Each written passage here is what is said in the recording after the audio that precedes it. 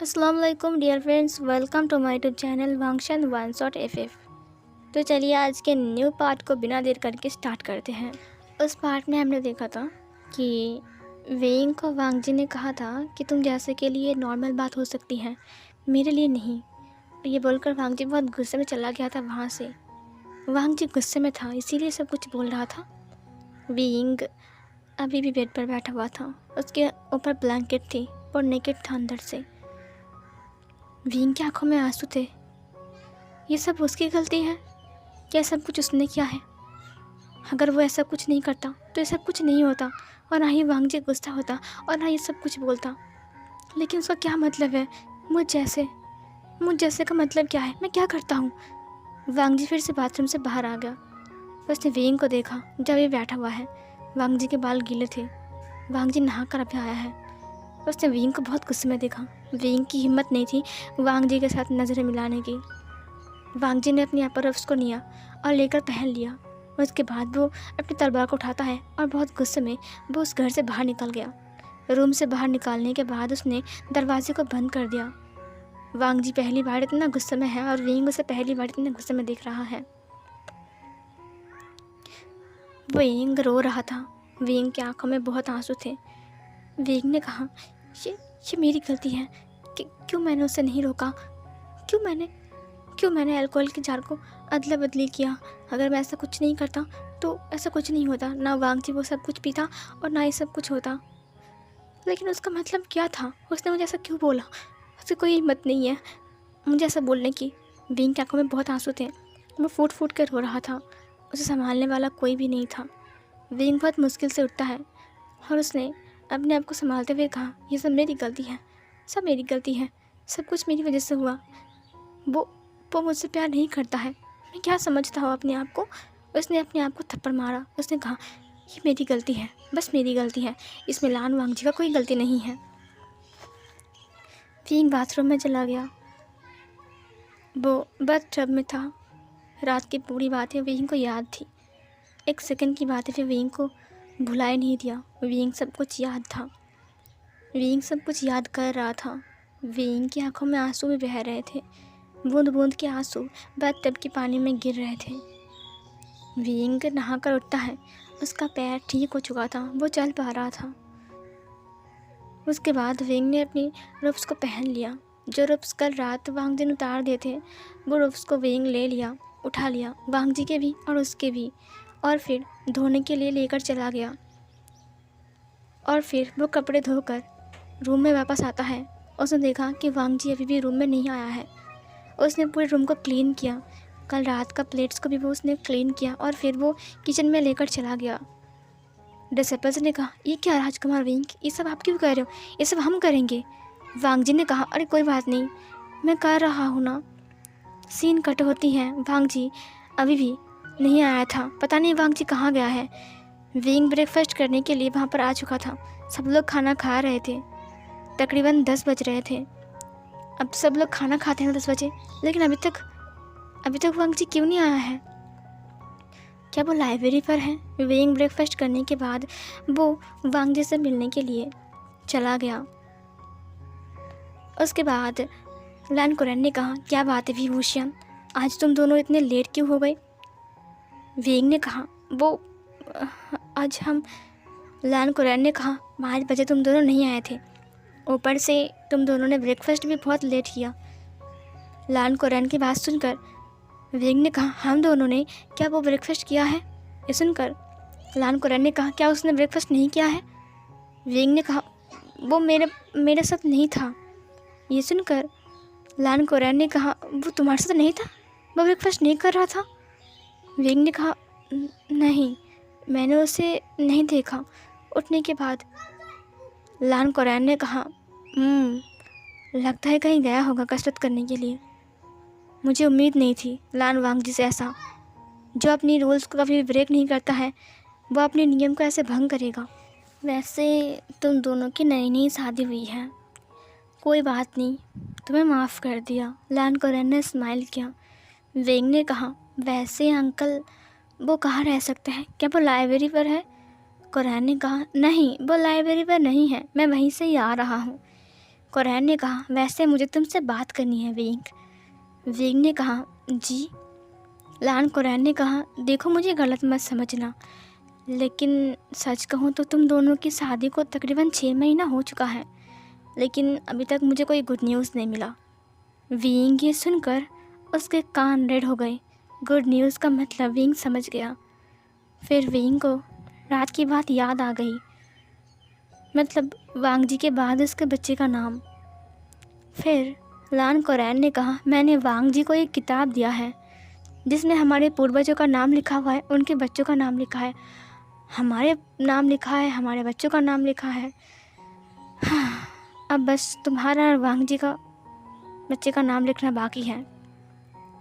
वैसे मैं हिमालय पर जा रहा हूँ, अगर जाने से पहले मैं अपने पोता पोती का मुंह देखता तो मुझे सुकून मिलता।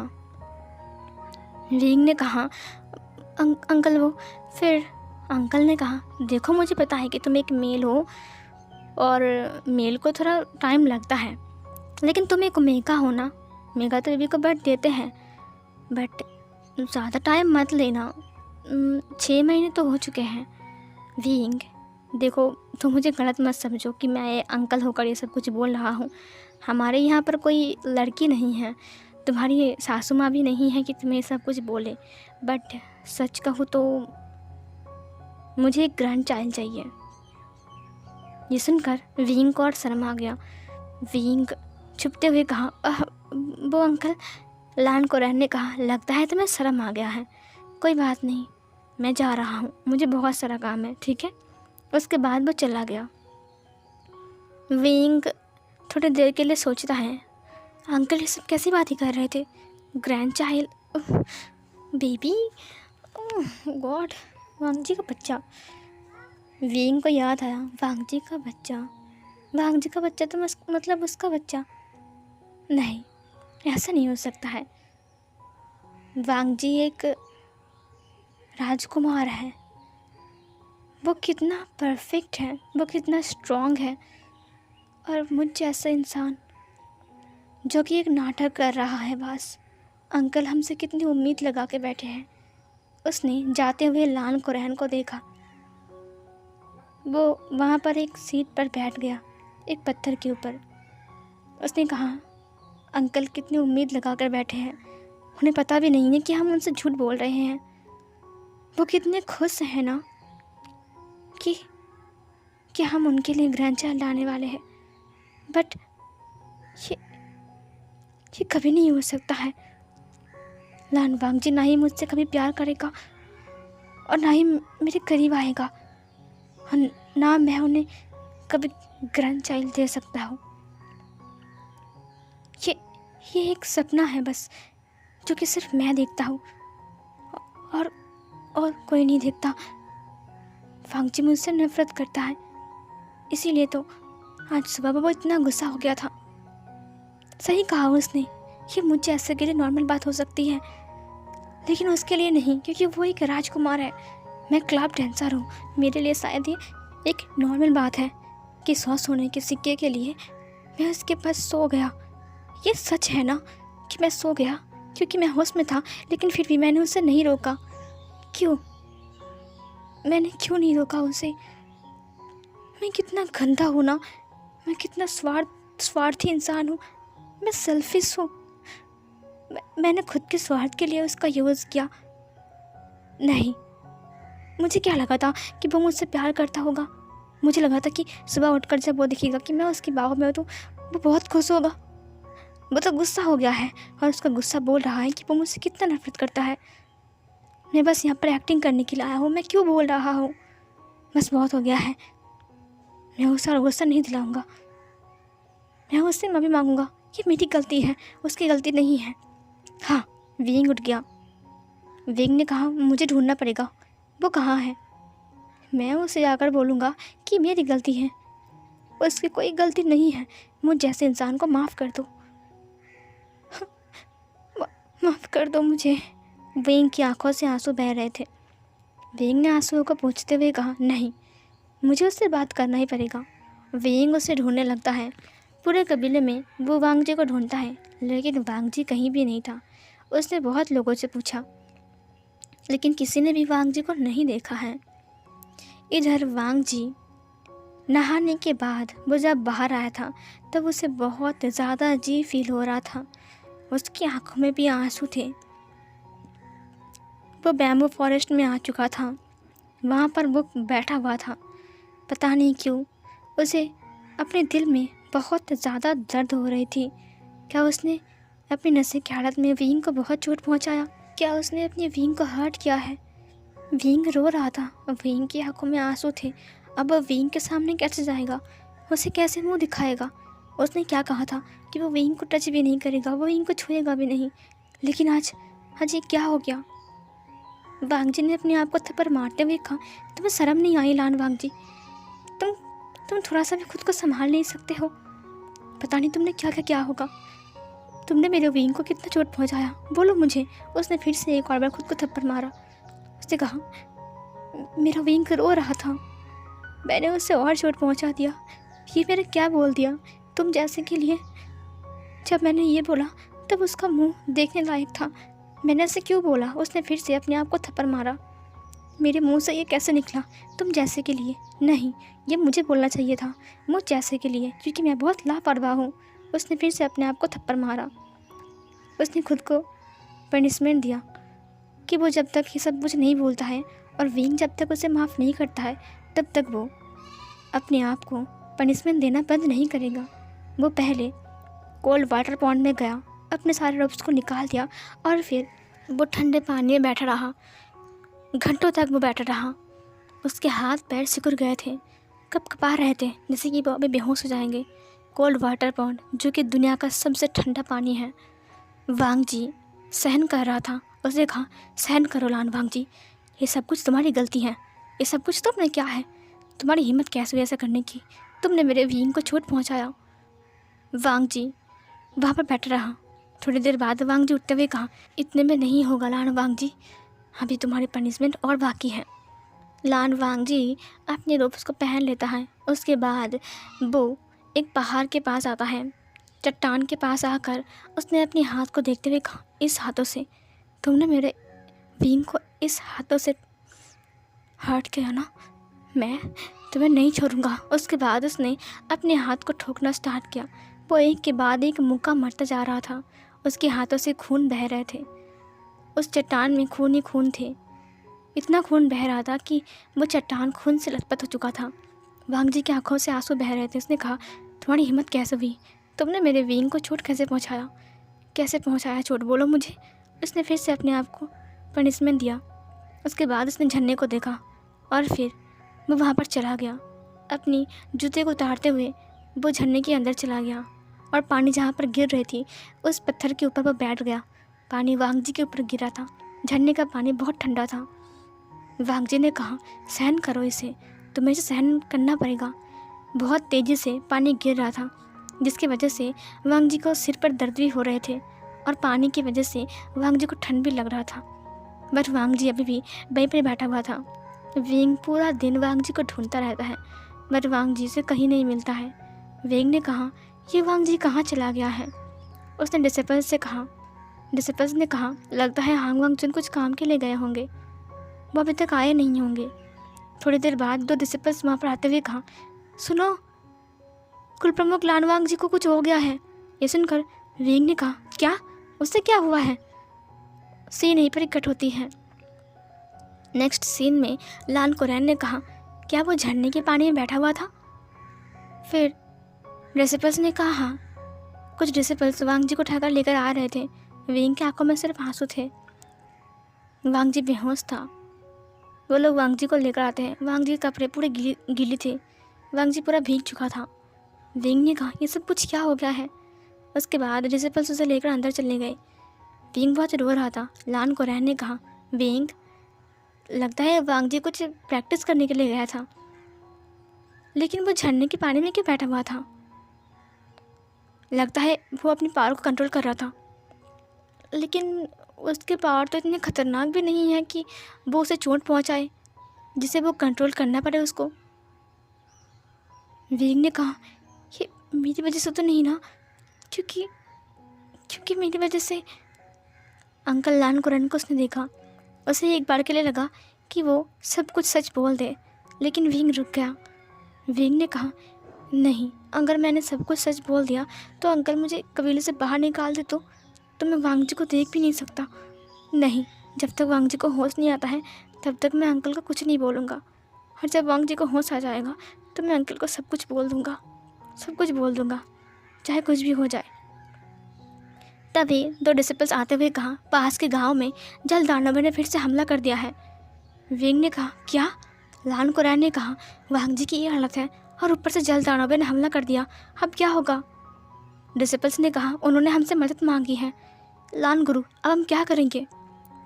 लान कुरैन ने कहा, अब मैं जाऊंगा क्योंकि वांग जी का हालत बहुत ख़राब है। विंग ने कहा, अंकल आप। तभी अंकल ने कहा, विंग, अब जिम्मेदारी तुम्हारी ऊपर है, तुम सब कुछ देख कर रखना और वांग जी का ख्याल रखना, ठीक है? चलो। और फिर कुरैन चला गया। विंग ने कहा, लेकिन अंकल। लेकिन वो चला गया था। सीन कट होती है। विंग वांग जी के पास बैठा हुआ था। वांग जी की आंखें बंद थी। विंग उसकी फॉरहेड को टच करते हुए कहा, कितना बुखार है, ये उतर भी नहीं रहा, कब का दवा पिलाया है? उसने वांग जी के हाथों को रब करते हुए कहा, लंजा तुम ठीक तो हो ना? तुम झरने के पानी में क्यों गए थे लंजा? उसने फिर से वांग जी की फॉरहेड को टच किया, उसके नेक को टच किया। उसने कहा, क्या इसे इतना बुखार है? विंग एक कपड़ा लेकर आता है और पानी लेकर आता है। वो पानी से कपड़े को भिगोता है और उसके बाद वो उसे निचोड़ कर वांग जी के सिर के ऊपर रखता है। उसने कहा, तुम जल्दी ठीक हो जाओगे लंजा, जल्दी ठीक हो जाओगे। विंग पूरी रात जाग कर वांग जी का सेवा करता है। धीरे धीरे करके रात बीत रही थी। विंग रात भर जग कर वांग जी को दवा पिलाता है और उसे सुलाता है अच्छे से, उसके हाथ पैरों को रब करता है। उसके बाद विंग उसके हाथों को पकड़ते हुए कहा, ये सब मेरी गलती है लंजा, तुमने जानबूझकर दारू नहीं पिया था, मुझे पता है गुस्सू में शराब पीना मना है, इसीलिए तुम खुद को सजा दे रहे थे। वांग जी तुम सुन रहे हो ना? बट वांग जी अभी भी बेहोश था। विंग ने कहा, ये सब मेरी गलती है, बस बहुत हो गया है, मैं अब कुछ नहीं करूँगा। मुझे पता है कि मैं तुम्हें बहुत तंग करता हूँ ना लान वांग जी। फिर इधर धीरे धीरे करके वांग जी की आँख खुल रही थी। वांग जी ने कहा, विंग। विंग ने कहा, लंजा देखो मैं यहाँ पर हूँ, लंजा तुम सुन रहे हो? लान वांग जी को सब कुछ धुंधली धुंधली नजर आ रहा था। वांग जी ने विंग की कमर को पकड़ लिया और उसके लैब के ऊपर अपने सिर को रख दिया। विंग ने कहा, लंजा तुम उठ गए? लंजा तुम ठीक तो हो ना? लेकिन लान वांग जी जवाब नहीं दिया। विंग को लगा शायद वो बुखार की हालत में ऐसा कह रहा है। वांग जी के मुंह से सिर्फ एक ही आवाज़ आ रही थी, विंग, जो कि बहुत धीरे था, विंग को भी सुनाई नहीं दे रहा था।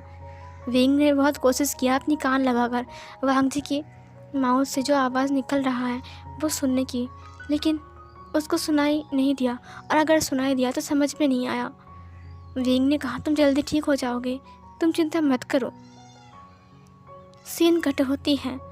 अंकल गए हुए बहुत टाइम हो चुका है। जल दानवों के साथ अंकल की बहुत फाइट हो रही है। इधर शुयांग को पता चला कि लान कबीले के लोग आए हैं पास के गांव में जल दानवों को हराने के लिए।